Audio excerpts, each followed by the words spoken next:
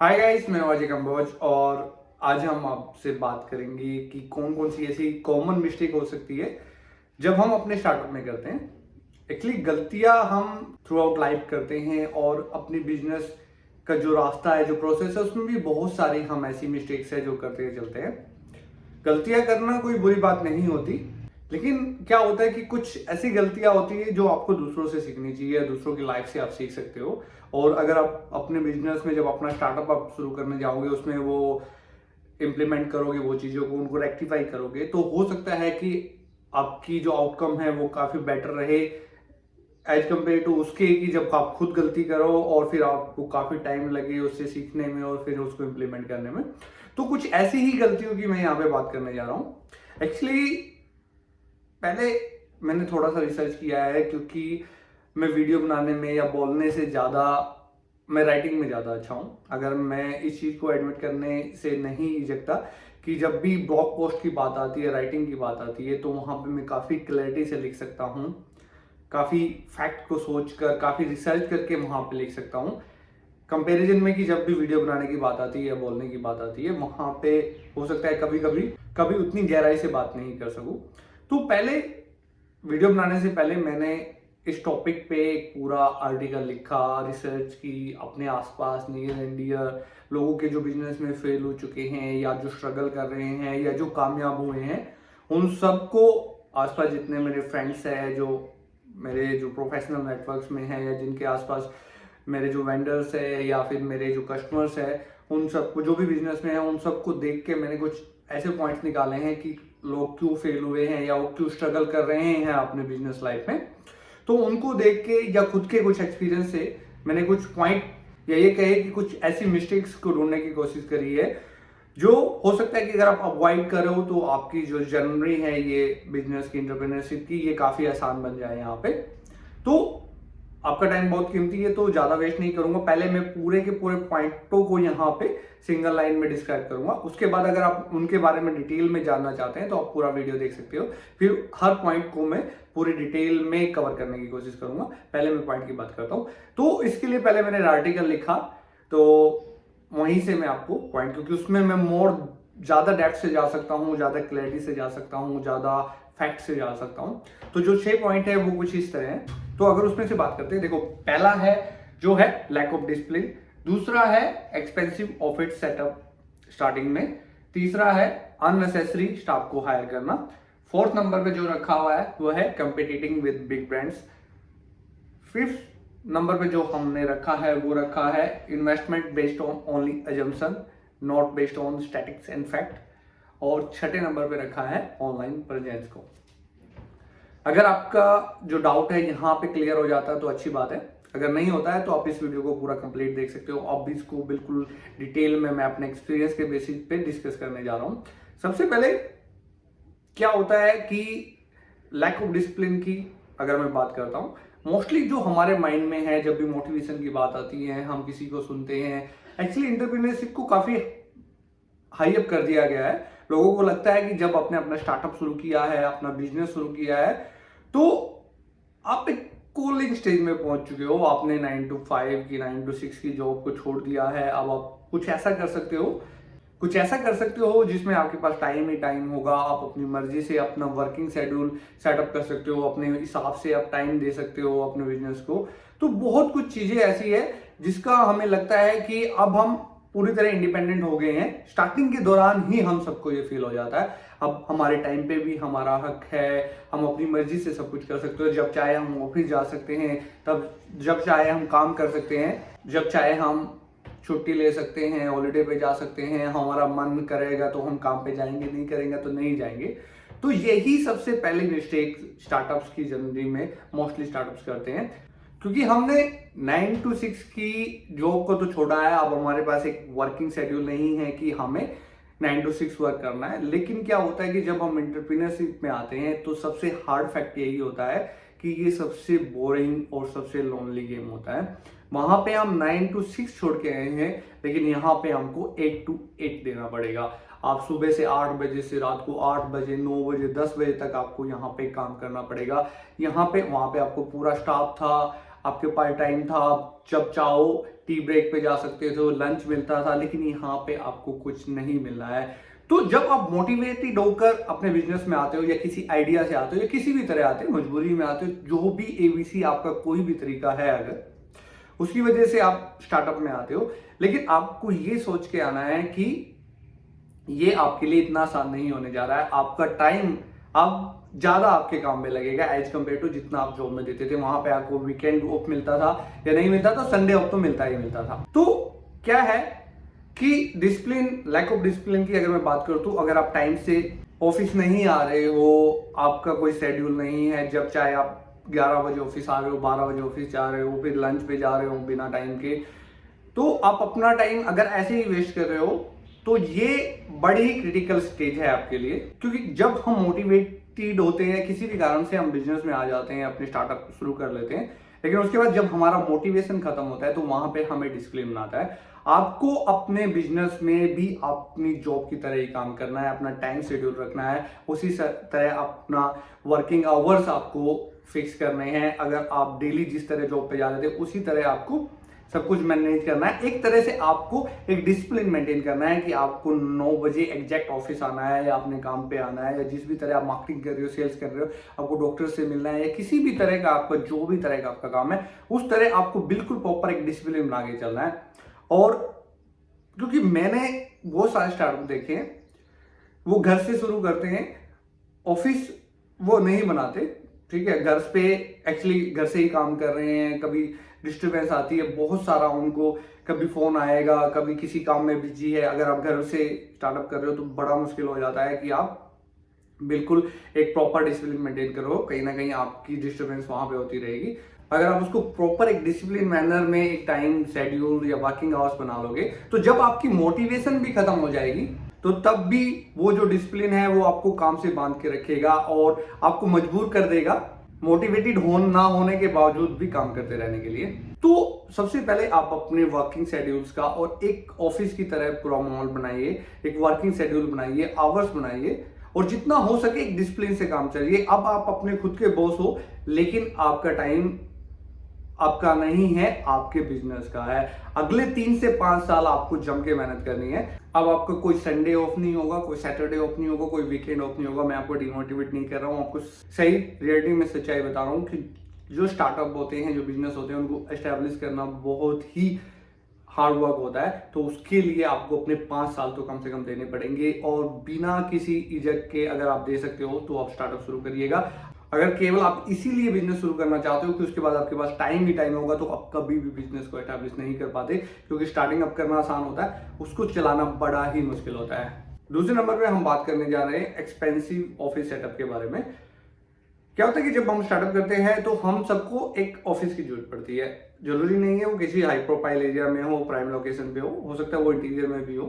एक छोटी सी दुकान से मैंने शुरू किया था, जिसका रेंट 2,500 या 3,000 के आसपास था स्टार्टिंग में। तो ये जरूरी नहीं है कि आपकी सक्सेस या फेलियर आपके ऑफिस सेटअप पे बेस होती है। हो सकता है कुछ केसेस में ऐसा हो कि आपका क्लाइंट आप पे विजिट करता है, वो आपका इंटीरियर देखता है, आपकी एक बार पोजीशन देखता है, उसके बाद आपसे जुड़ता है। लेकिन मोस्टली बिजनेसेस में ऐसा नहीं होता। आप मार्केटिंग कर रहे हो, आप डॉक्टर पे विजिट कर रहे हो, या जिस केसेस में आपका क्लाइंट मोस्टली आपके पास नहीं आ रहा, रेयरली आ रहा है, और मैक्सिमम आप उसके पास विजिट कर रहे हो, फोन कॉल कर रहे हो, किसी भी तरह कर रहे हो, तो वहां पे किसी तरह के एक्सपेंसिव ऑफिस की जरूरत नहीं होती। लेकिन हम सब में से मोस्टली पर्सन क्या गलती करते हैं, वो एक बहुत अच्छा आलीशान ऑफिस बनाने की कोशिश करते हैं। हो सकता है कि आप 2 या 3,000 के रेंट पे, 4,000 के रेंट पे एक अच्छा बिजनेस सेटअप बना सकते हो। वहां पे आपको बैठने के लिए चाहिए, आपको वर्किंग करने के लिए कुछ एरिया चाहिए, आपको किसी के दिखाने के लिए एरिया नहीं चाहिए कि आपका ऑफिस है या आप काम करते हो। तो अगर, क्योंकि वो जो एक्सपेंस आप पे पड़ेगा, हो सकता है कि उससे आप कोई एक अच्छा प्रोडक्ट बना सको, सर्विस बना सको, आप अपने प्रोडक्ट पे इन्वेस्ट करो, सर्विस पे इन्वेस्ट करो, कंज्यूमर की गुडविल पे, आप एडवर्टाइजमेंट पे इन्वेस्ट करो।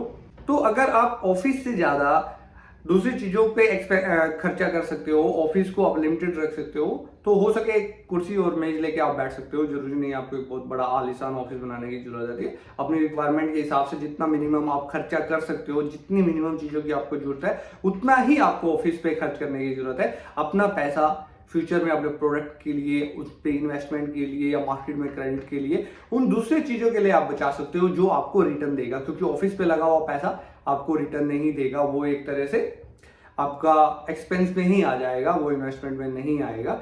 अगर आपका क्लाइंट वहां पे आता है तो आपकी मजबूरी हो जाती है उनको एक अच्छा फील कराने का, एक अच्छा उनको सेटअप दिखाने का, ताकि वो आपसे कन्विंस हो और आपके साथ जुड़े। लेकिन अगर आप उन बिजनेसेस में नहीं आते जहां पे आपका जो क्लाइंट है, आपका कस्टमर है, विजिट नहीं करता या बहुत कम विजिट करता है, तो आप ऑफिस पे होने वाले खर्चे को ना ही करिए तो ज्यादा बेटर है आपका, क्योंकि वो पैसा आप अपने बिजनेस में इन्वेस्ट करने के लिए बचा के रख सकते हैं।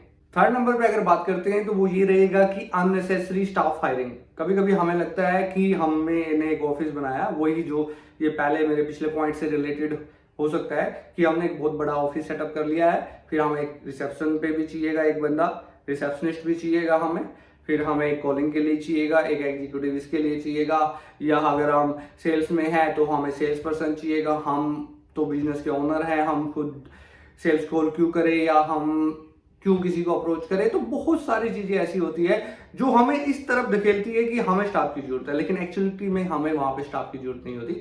आपको केवल उन स्टाफ को रखना है जो बिल्कुल ही नेसेसरी हो आपके लिए।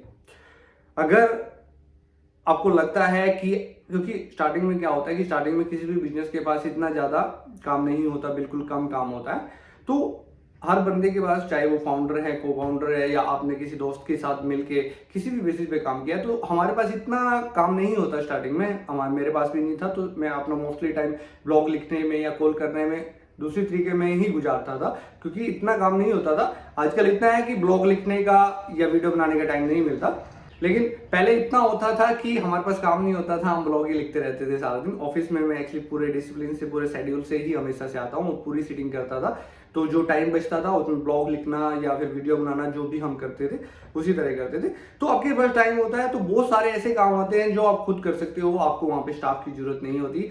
तो अगर आपको कुछ ऐसा लगता है कि जिसको आप आधे घंटे में, 1 घंटे में या 2 घंटे में आप निपटा सकते हो और उसके लिए आप स्टाफ रख रहे हो, या आप दिखाने के लिए स्टाफ रख रहे हो कि कोई आपसे आए, मिले, पहले रिसेप्शन से पूछे, आपको कॉल करे, तो इन सब फॉर्मेलिटी की कोई जरूरत नहीं होती। इन पे आपकी सक्सेस या फेलियर डिपेंड भी नहीं करती।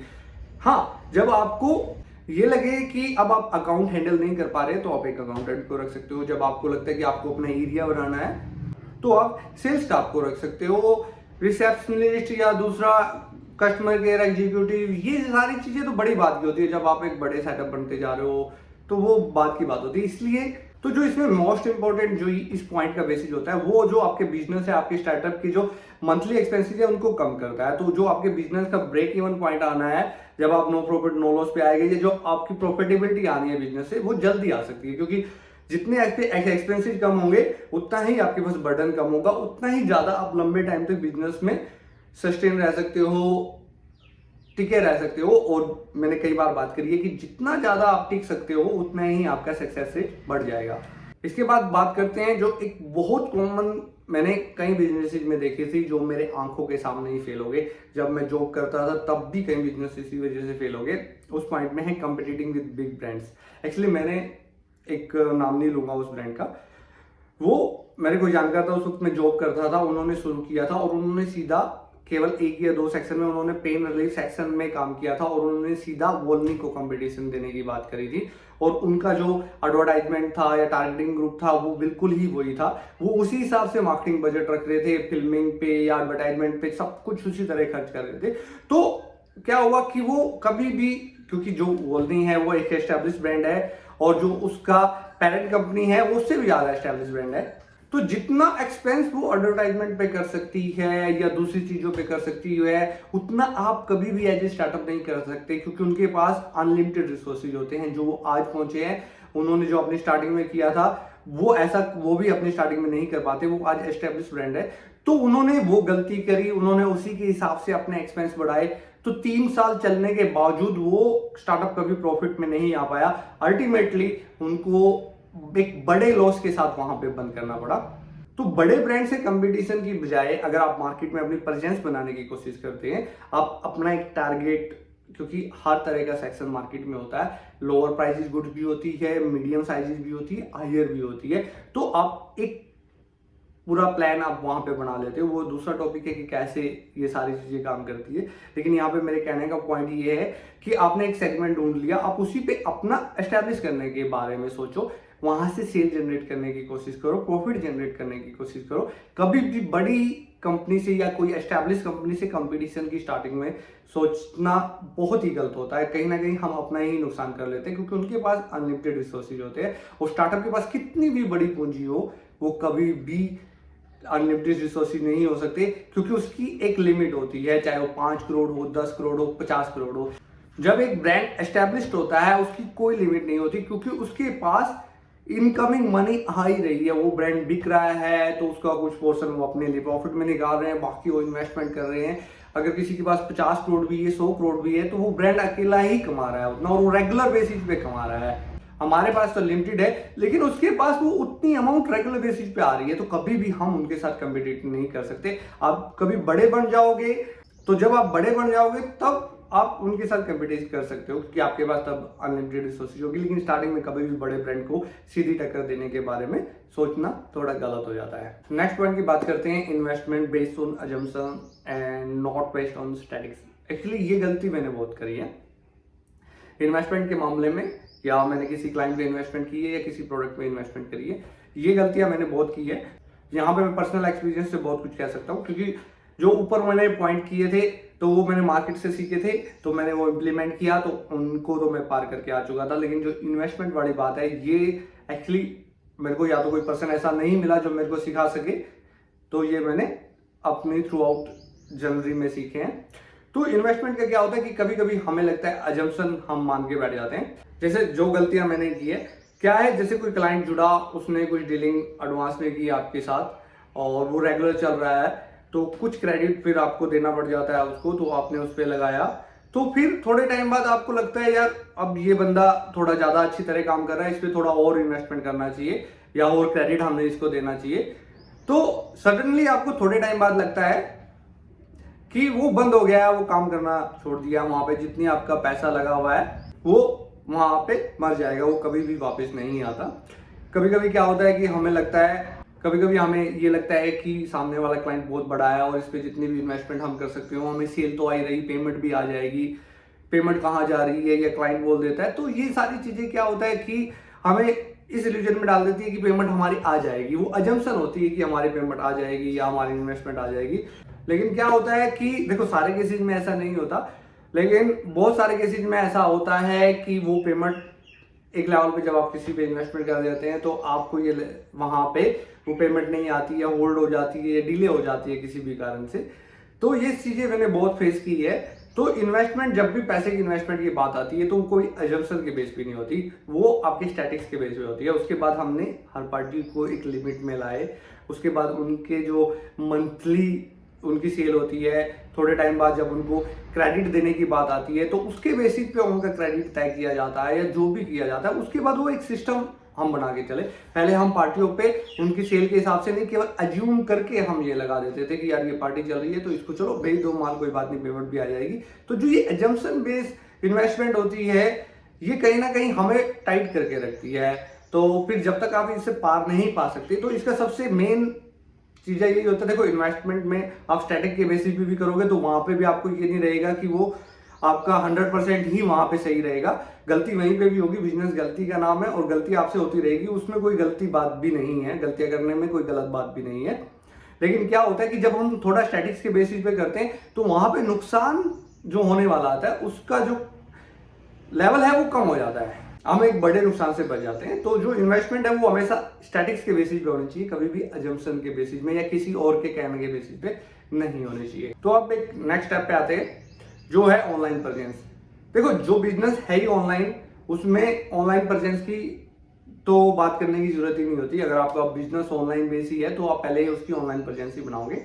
लेकिन क्या होता है कि जो ऑफलाइन स्टार्टअप्स होते हैं, चाहे फार्मा में है, आयुर्वेदिक में है, कॉस्मेटिक्स में है, या जनरल किसी भी इंडस्ट्री में है, जो फील्ड पे काम करते हैं, बेसिकली कस्टमर बेस पे काम करते हैं, या आप एक मार्केटिंग कंपनी लेके डॉक्टर्स पे या मैन्युफैक्चरिंग कंपनी है आपकी, तो उन बेसिस में क्या होता है कि हम ऑनलाइन प्रेजेंस को सबसे ज्यादा नेग्लेक्ट करते हैं। लेकिन क्या होता है कि आज के टाइम में हर पर्सन के पास में फोन है। जब भी हम उससे कॉल करते हैं या उसको अपने साथ जोड़ने की कोशिश करते हैं, तो कहीं ना कहीं वो हमसे जुड़ने से पहले हमारी ऑनलाइन प्रेजेंस देखने की कोशिश करता है। तो जो ऑनलाइन प्रेजेंस की मैटर यहीं पे होती है। जो आपकी वेबसाइट होती है वो एक तरह से आपका ऑनलाइन ऑफिस होता है, और मैं इसको बहुत अच्छी तरह समझता हूँ क्योंकि मेरी मोस्टली क्वेरीज मेरी वेबसाइट से ही आती है। आज भी, पहले भी आई है, ब्लॉग से भी आई, वीडियो से भी आती है। लेकिन वेबसाइट का एक मेजर रोल है। तो वेबसाइट हमारा एक तरह ऑनलाइन ऑफिस का काम करता है। हम ऑफलाइन कैसे हैं कैसे नहीं हैं ये बाद में मैटर करता है। पहले हमारे ऑनलाइन प्रेजेंस कैसी है वो हमारे क्लाइंट को मैटर करती है। जो हम उसको दिखाना चाहते हैं या जिस तरह वो हमें देखना चाहता है, हमारे बारे में वो जानना चाहता है, हमसे पूछने की बजाय वो ऑनलाइन हमारे बारे में जान के ज्यादा ट्रस्ट फील करता है बजाय इसके कि जो हम उनको कहते हैं। तो जितने भी सोशल नेटवर्क्स होते हैं या आपकी वेबसाइट होती है तो उन सब पे आपकी प्रेजेंस होना बड़ा जरूरी है। चाहे आप अपने बारे में ही लिखते रहो या कुछ भी, अगर आप नहीं हो सकता तो अपने जो एक्सपीरियंस है उनको ही आप शेयर करते रहो तो भी वो बहुत बड़ी बात होती है।